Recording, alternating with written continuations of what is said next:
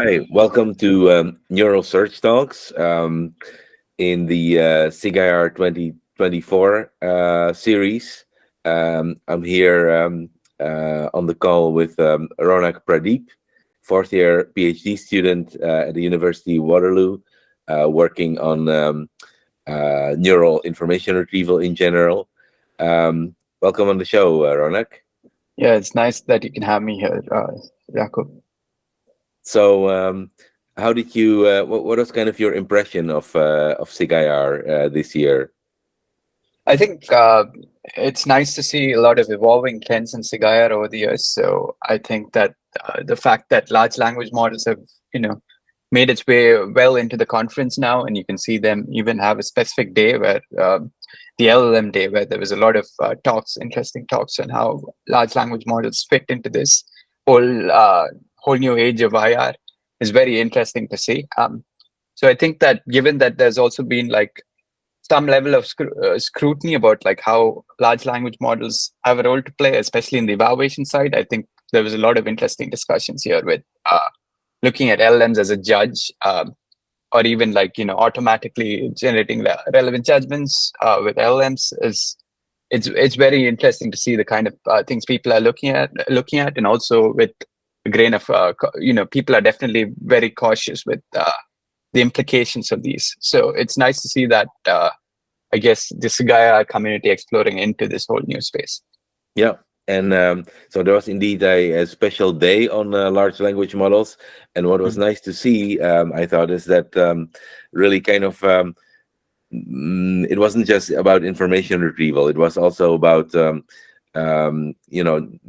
natural language processing aspects of it. And so we see that kind of these communities are really coming together to the same paradigm right now.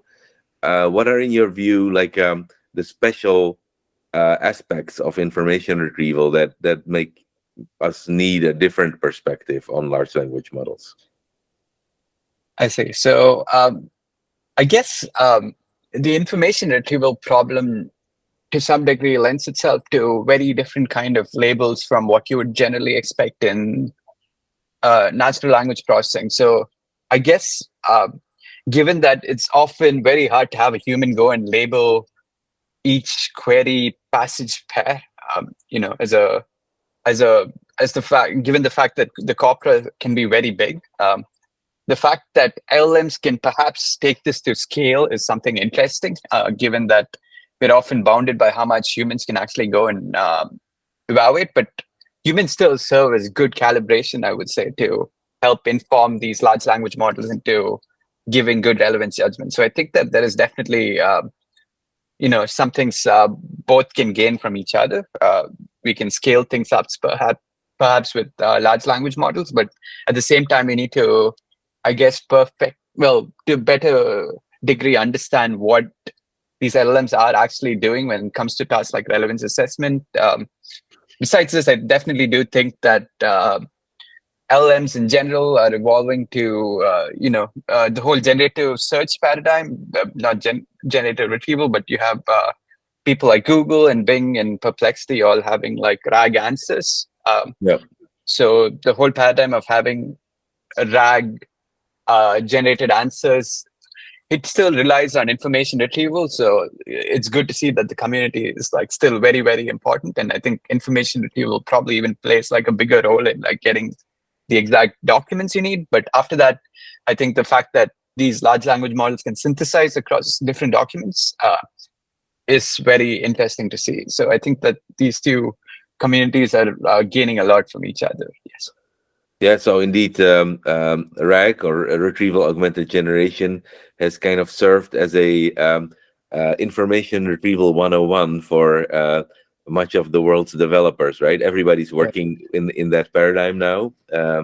And when you are building RAG systems, you kind of discover all the essentials of the past decades of information retrieval research. That is maybe not that easy. It's not just a silver bullet of having this vector embeddings and then a vector database and then magic happens and you get the right answer. So you really need to look very carefully at ranking, at evaluation, at pre-processing of documents, at how you can actually synthesize answers from multiple search results, and all of that. Yep. So, um, in particular, in my view, that has put a lot of emphasis on getting the right results into like the top 5 or top 10. So Mhm. ranking, really, right? And what I find interesting is that we now have this kind of um, intuition that large language models can really contribute very strongly to that, right? Like, Mhm. if large language models, as a judge, are able to assess whether a given document and a given query are relevant to each other, um, it's not just useful for creating synthetic training data, or making evaluation easier, but it sits at the core of the retrieval, right? That same judgment about relevance is the core of actually doing the work in the retrieval engine. Mhm. So how do you see this kind of a different sides of the same coin being handled by large language models? And in particular, I know you worked a lot on re-rankers, first with the T5 based re-rankers, and then more recently using open source LLMs as list-wise re-rankers. Yep. So I think that the start with Mono T5 and Duo T5, those pipelines still stand as very strong re-rankers. But it's very interesting to look at re-ranking in this new paradigm of list-wise re-ranking, just because you can perhaps it feels more natural as a task for I would say language models to reorder documents than actually give a single score without any calibration. So Can you maybe briefly explain the difference in between yeah, list-wise and pairwise, yeah, and for sure. the T5 re-rankers? Yeah, so Mono T5 is a pointwise re-ranker. Very basically, that's you give a model a query and a document and ask it if it's relevant or not. Mono T5 would, given it's a T5 sequence to sequence model, will give it either. You basically just take the probability of the yes token in some sense. So you're getting some notion of, okay, how relevant is this document to this query with this probability? And this model is obviously trained on MS Marco dataset. And Duo T5 is another paradigm, which is pairwise re-ranking, where you have a query and two passages of documents, and then you basically ask the model if document A is more relevant than document B in some sense, and then you get a score. What you can do with this is you can what we did with DOT5 is that you enumerate all possible pairs in a smaller rank list. So Mono T5 usually functions at like say 1,000 re-ranking top 1,000 documents. These can be done independently and in parallel. DOT5 too. Given that we have to enumerate all possible pairs, we look at top 50 documents, and that would give you 50 times 49 pairs, something around 2,500 inference calls, and you can just basically do this task of estimating whether document A is more relevant than document B. Um, Once you do this, what we do is some kind of aggregation score on top of that to Yeah. assign each document a single score. So this is what the mono and duo paradigms were. Now, all these models at that point, I would say, were not at the point where they could automatically do this. We still needed to calibrate the model. So that would be calibration done on a large training set like the MS Marco training set. I think in the 2021, 2022, maybe closer to the end of 2022, I would say that given the large language models got really good, we saw emergence of slowly this whole new paradigm. In I guess 2023, there were two papers, one of ours and one the Rank GPT paper, Yeah, both Rank GPT proposing this. was pretty influential indeed, and you Yeah. did Rank Vicuna, right? No, so there was we had a parallel paper both looking at this list-wise paradigm. So that Yeah, is called LRL. I yeah, forget the name of the paper, but this was like, both of these came contemporary work, I would say, both looking at this list-wise paradigm. But Rank GPT actually leveraged GPT-4 while we only used GPT 3.5. And I think that moment was key because I think that with models of GPT-4 scale, these models were suddenly capable of doing this new paradigm of list-wise re-ranking, where it's, right. I would say, some notion of a generalization of a pairwise re-ranker, but you get reorderings in lists. So you get like a sorted order of a list based. So you're given like, a list of 20 documents. You can just basically sort that 20 documents with an LLM just by prompting. No in-context examples.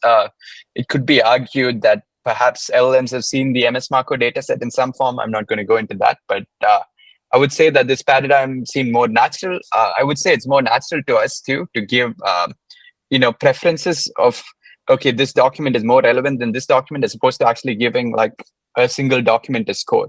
So I'd say that this maybe makes it easy for it's probably easier for an LLM to like actually move things around such that it looks like, okay, this list of ordering makes sense, than actually give each of these like scores independently without looking at anything else. Right.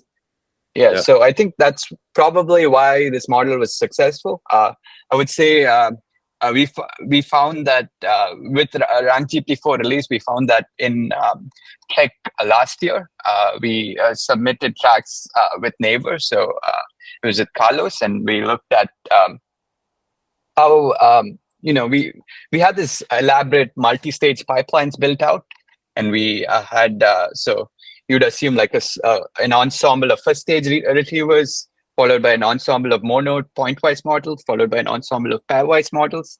And then what was surprising to us is that on top of all this, when we used Rank GPT-4 as a separate last stage, we found that we could improve results in prior years of tech tracks. This is because we hadn't submitted yet. So it was very interesting to see that both in the deep learning tracks, which are very widely popular, and the nuclear track, which is looking at cross-lingual retrieval, we could see that using this Rank GPT-4 model at the very end could improve on this very elaborate like multi-stage pipeline. Not to say that this multi-stage pipeline is not important, because you still do need this to pull up the best results at the very top of the list. But the very last stage, when you could just use a single Rank GPT model, could actually improve the results. So this actually, I guess, motivated a lot of my subsequent work. So I looked at how you could go away from this proprietary GPT-4 model and distill it down perhaps into smaller 7 billion parameter models, which people could run. So that's where I guess we started looking at Rank Vicuña. In the start, we distilled with a large amount of training data from GP 3.5, given GP4 was still getting a single call was costing us like re-ranking 100 queries would cost us like over $1. So we would not 100 queries, re-ranking a single query for 100 documents would cost us $1. Right. Yeah. So it's quite an expensive paradigm, and you want to make it more accessible to everyone. So this is where like we initially gain like a lot of get a lot of data from GP 3.5, which I would say is a decent feature. But I think the key is like moving to GP4 when you could you don't even need that many queries. I would say just like 1,000 queries, and you just focus it on getting like re-ranking the very best results you can possibly get. So what we use is something like we use the OpenAI embedding models to get you a retrieved set of results, and then you expose these GPT models to this and get reorderings basically. So there are some. Sorry, go on. Yeah. So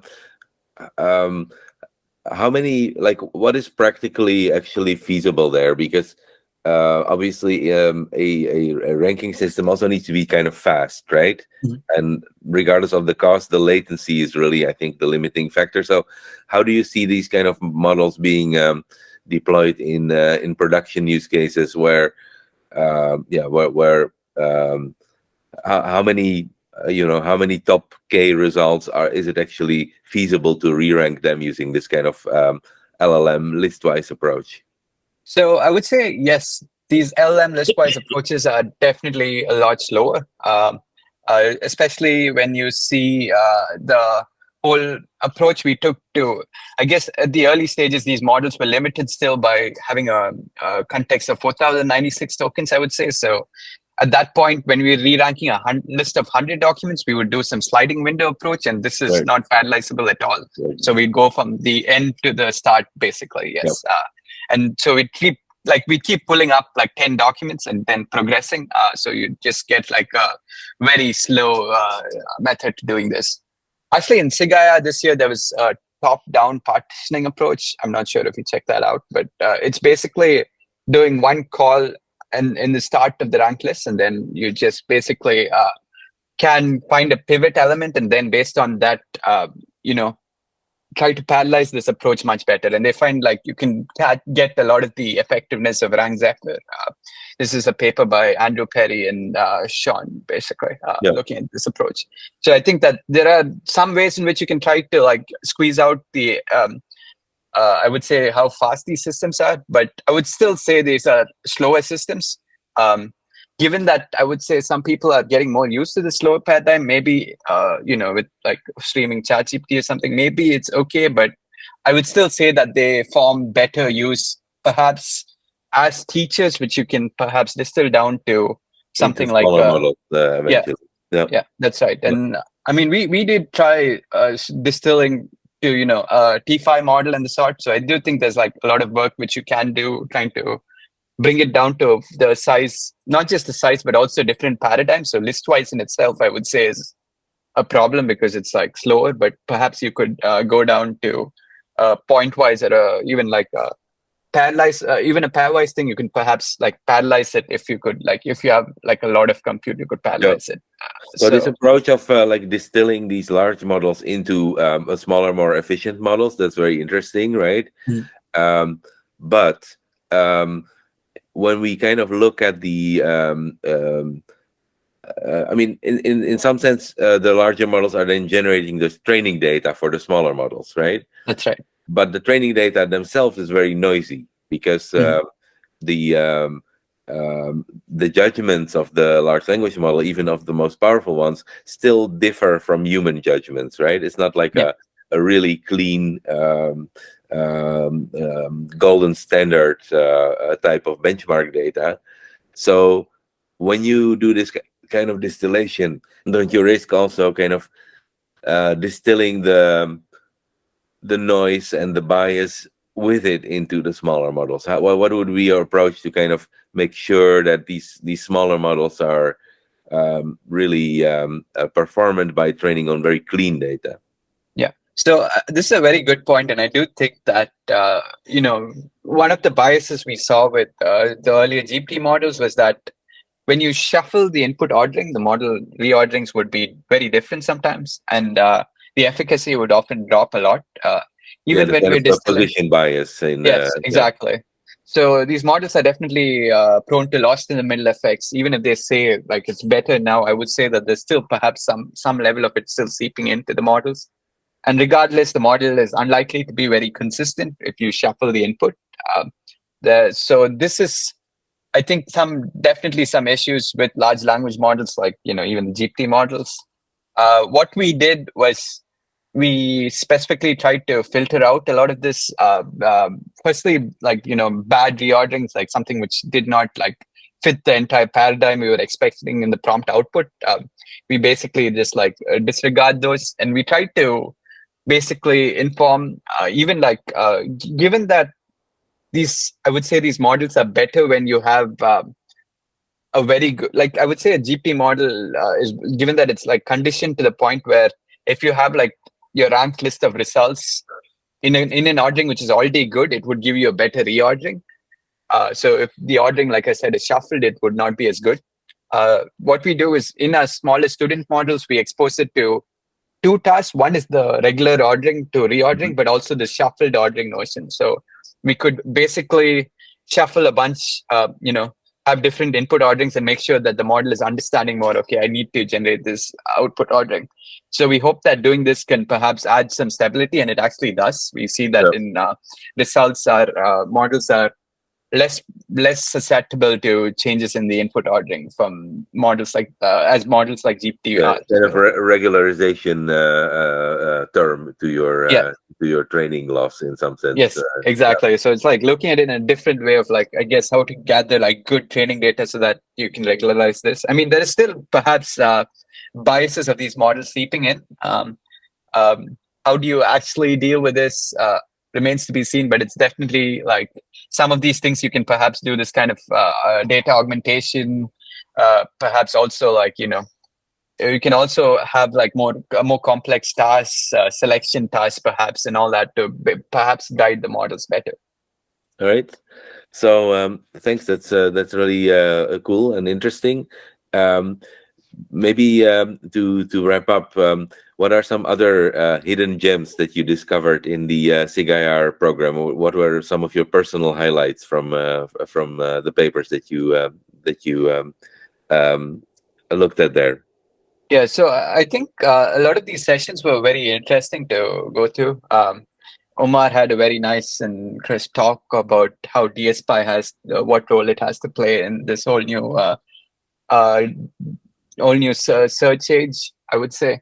And then we also had a lot of interesting discussions, especially in the sessions like the I guess using LLMs as a judge had some sort of, I don't remember the exact name of the session, but basically we had a shared task there, and I think it was interesting to see how different approaches stacked here.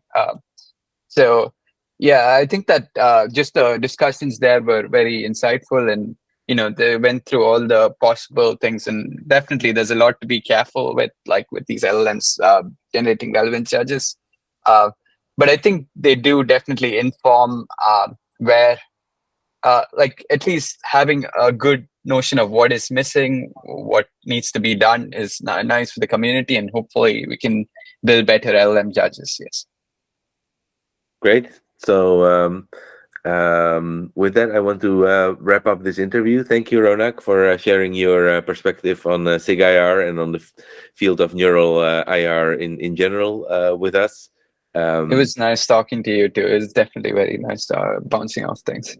So this was Neural Search Talks episode with Ronak Pradeep from University of Waterloo about SIGIR 2024. Thanks for watching, and as always, enjoy discovery.